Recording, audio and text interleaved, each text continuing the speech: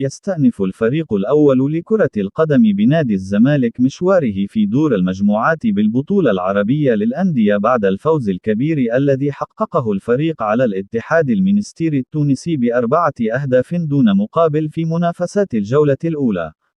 وسيلتقي نادي الزمالك في المباراة القادمة مع فريق الشباب السعودي ضمن منافسات الجولة الثانية بدور المجموعات بالبطولة العربية يوم الاثنين المقبل 31 يوليو في 6 مساء بتوقيت القاهرة والسعودية وقطر على ملعب الملك فهد الرياضي، وستذاع المباراة عبر قناة SSC السعودية.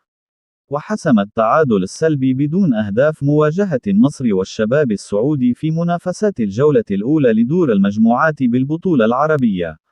ويتصدر نادي الزمالك جدول ترتيب المجموعة الثالثة برصيد 3 نقاط، ويليه النصر والشباب السعودي بنقطة واحدة، ثم الاتحاد المنستيري بدون نقاط.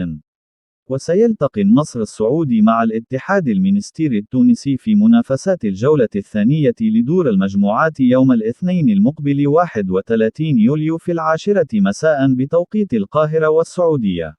وفي حالة فوز نادي الزمالك على الشباب السعودي في المباراة القادمة سيضمن التأهل بشكل رسمي إلى دور ال16 بالبطولة العربية دون النظر لنتيجة مباراة النصر السعودي في الجولة الأخيرة لدور المجموعات. وتتمنى جماهير القلعة البيضاء مواصلة الفريق الأداء المميز الذي ظهر به في مواجهة الاتحاد المنستيري ليظل منافسا قويا على اللقب.